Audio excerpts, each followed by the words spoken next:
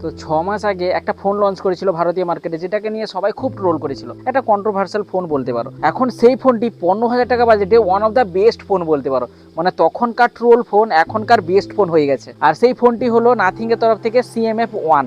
তো নাথিং এর sub brand CMF। তো CMF এর প্রথম ফোন হচ্ছে এই CMF 1। তো এই ফোনটি 15,000 টাকা বাজেটেই লঞ্চ করেছিল। এখন এই ফোনটির দাম 15,000 টাকার মধ্যে ব্যাংক অফার লাগিয়ে 13-14 হাজারে আরামসে পেয়ে যাবে। সেই বাজেট লক্ষ্য করলে এই ফোনটি কিন্তু one of the best phone, value for money phone. তো 6 মাস পর এই ফোনটিকে আবার কিনলাম রিভিউ করার জন্য, এই ফোনটিতে কি কি স্পেশাল আছে জানানোর জন্য, এই ফোনটি এই 13-14 হাজার টাকা বাজেটকে জাস্টিফাই করে কিনা সেটা দেখার জন্য এই ভিডিওটিতে বলবো এই বাজেটে এই ফোনটি কেন বেস্ট।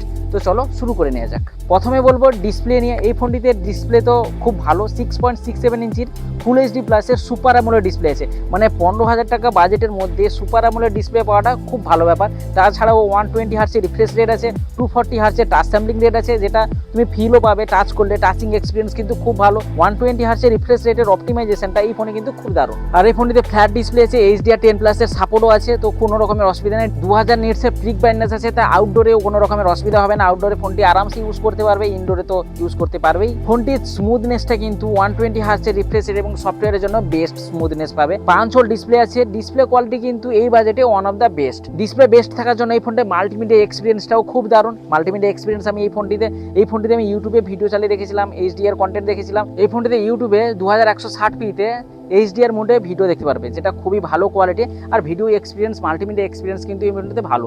তো স্টিরিও স্পিকারের সাপোর্ট নেই, একটা স্পিকার সিঙ্গেল স্পিকারের সাপোর্ট আছে, কিন্তু খুবই লাউড। মাল্টিমিডিয়ার সাথে স্পিকার কিন্তু খুব ভালো ম্যাচিং আছে। তো তোমরা সাউন্ড স্যাম্পলটাও শুনে নাও।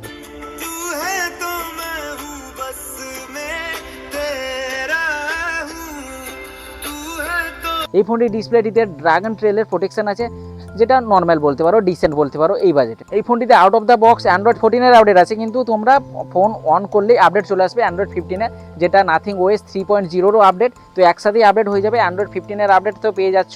এই ফোনটিতে 2 বছরের আপডেট যেহেতু বলেছে, অ্যান্ড্রয়েড 15 এসছে মানে আর অ্যান্ড্রয়েড 16 পর্যন্ত আপডেট পাবে। থিং OSটা কিন্তু সবথেকে স্মুথনেসের দিক থেকে নাম্বার 1 বলতে পারো। তো পুরো ক্লিন UI এক্সপিরিয়েন্স পাবে এই ফোনটি। এইরকম ক্লিন এক্সপিরিয়েন্সের ফোনগুলো কিন্তু আমার দারুণ লাগে।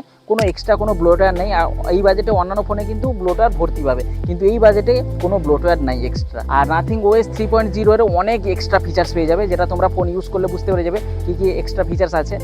ওয়ালপেপার চেঞ্জ থেকে লক কি চেঞ্জ, ফাইল ট্রান্সফার, এমন হোম স্ক্রিনটাকে কাস্টমাইজ করা, সব কিছুই কিন্তু এই OS এ পেয়ে যাচ্ছ। এই বাজেটে অন্য কোনো ফোনে এইরকম স্মুথ এক্সপিরিয়েন্স কিন্তু পাবে না। আর ডিফল্ট গুগল ডায়ালার আছে, তো কল রেকর্ডিংয়ের একটু অসুবিধা হতে পারে। আর ব্যাটারিতে 5000 mAh ব্যাটারি আছে, 33 ওয়াট ফাস্ট চার্জিং সাপোর্ট করে। কিন্তু দুঃখের বিষয় হচ্ছে বক্সে কোনো চার্জার নেই। তো তোমরা চার্জার বাইরে থেকে কিনতে পারো, যদি কারো কাছে এক্সট্রা চার্জার আছে ইউজ করো, না হলে 1000 টাকা খরচা করে বাইরে থেকে চার্জার কেনো, অরিজিনাল চার্জার, যেটা 33 ওয়াটের নাথিং এর। 45 মিনিটে এই ফোনটি ফুল চার্জ হয়ে যাবে, একদিনে ব্যাটারি ব্যাকআপ পেয়ে যাবে এই ফোনের প্রসেসরের জন্য।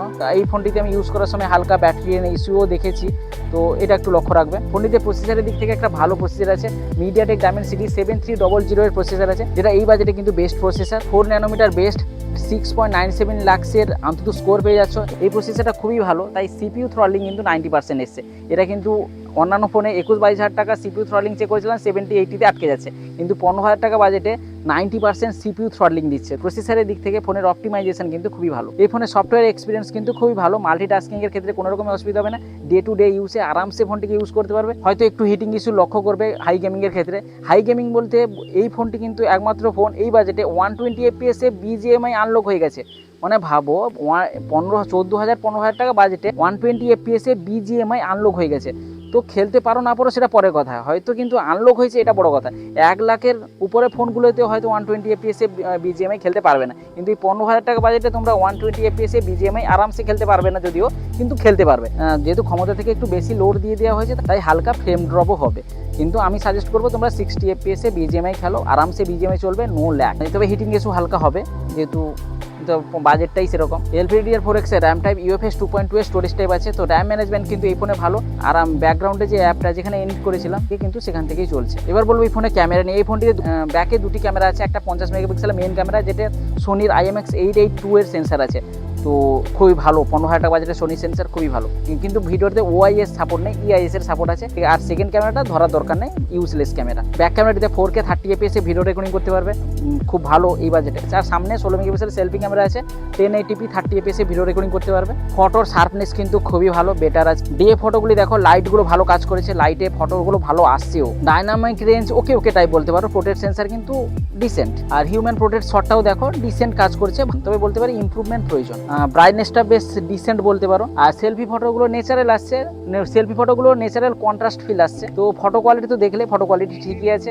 এবার ভিডিও স্যাম্পেলগুলো দেখে নাও। এটা যেটা দেখছো ব্যাক ক্যামেরাটিতে ভিডিও স্যাম্পেল কিন্তু খুব ভালো, ওআইএস যেহেতু নাই, ইআইএস সাপোর্ট আছে, তবে ভালো কাজ হয়েছে। এটা দেখছো সেলফি ক্যামেরাতে ভিডিও স্যাম্পেল, ডিটেলিং ঠিক আছে, অতটা খারাপ নয়। 1080p ভিডিও রেকর্ডিং এটা অতটাও খারাপ নয়, তবে শার্পনেস একটু প্রয়োজন। সেলফিতে ভিডিও কিন্তু স্টেবিলাইজেশনটা অনেকটা বেটার। এবার সবার শেষের দিকে একটু বলবো ডিজাইনটা ফার্স্টে বলে এই ফোনের শেষের দিকে বলছি। এই ফোনটিতে ডিজাইন একটু আলাদা, পলিকার্বনেট ব্যাগ যদিও, কিন্তু এই ফোনের ডিজাইন কিন্তু চেঞ্জ করতে পারবে, মানে ব্যাগটা তোমরা চেঞ্জ করতে পারবে। তো বিভিন্ন কালারের ব্যাগ পেয়ে যাবে, একটা কালারে ফোন কিনে অন্যান্য যে কোনো কালারে ব্যাগ ডিজাইন লাগাতে পারবে। তো এটা একটা ভালো ইউনিক ডিজাইন বলতে পারো। ব্যাগটা কিছুদিন ইউজ করে নিয়ে পুরনো লাগছে, অন্য একটা ব্যাগ লাগিয়ে দাও, নতুন লাগবে আবার। ফোনটি হ্যান্ড ফিলটাও ততটা ভালো নয়, ডিসেন্ট বলতে পারো, বক্সি ডিজাইন, তবে থিকনেসটা একটু বেশি, 8mm এর থিকনেস আছে। আর ফোনটা ভারী টাইপও আছে, অলমোস্ট 200 গ্রামের কাছাকাছি। তেমন আইপি রেটিংস তো নেই। আর ব্লুটুথ 5.3, ওয়াইফাই 6 সাপোর্ট আছে, এনএফসি নেই। আর প্রায় সমস্ত রকমের সেন্সার এই ফোনটিতে আছে। এই ফোনটিতে দুটি ভেরিয়েন্টে ভারতীয় মার্কেটে পেয়ে যাবে, একটা 6GB RAM 128GB স্টোরেজ, আর একটা হচ্ছে 8GB RAM 128GB স্টোরেজ। তো এইগুলো কিন্তু 13-14 হাজার টাকায় ব্যাঙ্ক অফার লাগিয়ে এই ফোনটি পেয়ে যাবে বেস ভেরিয়েন্টটা। তো এই 13-14 হাজার টাকা বাজেট লক্ষ্য করলে আমরা ভালো ডিজাইন পাচ্ছি, ভালো ডিসপ্লে পাচ্ছি, এবং ক্যামেরা ইমপ্রুভমেন্ট যদিও প্রয়োজন। সব দিক থেকে একটা ভ্যালু ফর মানি বলতে পারো, কারণ আমাদের বাজেট কিন্তু 14 হাজার টাকাই ভাবতে হবে। তো এখনও পর্যন্ত কিন্তু 6 মাস হয়ে গেছে, এই ফোনটি কিন্তু 15 হাজার টাকার মধ্যে one of the best phone আমি বলবো। তো এই ফোনটিও 15 হাজার টাকার বাজেট থাকলে অবশ্যই চেক আউট করবে, ফোনটি কিন্তু দারুণ এক্সপিরিয়েন্স পাবে, বিশেষ করে সফটওয়্যার এক্সপিরিয়েন্সটা খুব ভালো। তো আজকের ভিডিওটা এই পর্যন্ত। ভিডিওটি যদি ভালো লেগে থাকে তাহলে অবশ্যই লাইক করে সমস্ত বন্ধুদের সাথে শেয়ার করে দিও। আর এই চ্যানেলে পরবর্তী আপডেটগুলো পাওয়ার জন্য চ্যানেলটিকে অবশ্যই সাবস্ক্রাইব করে পাশের বেল আইকনটাকেও প্রেস করে রাখবে। তো দেখা হবে তাহলে নেক্সট ভিডিওতে। সবাই ভালো থাকবে, খুশি থাকবে, টাটা।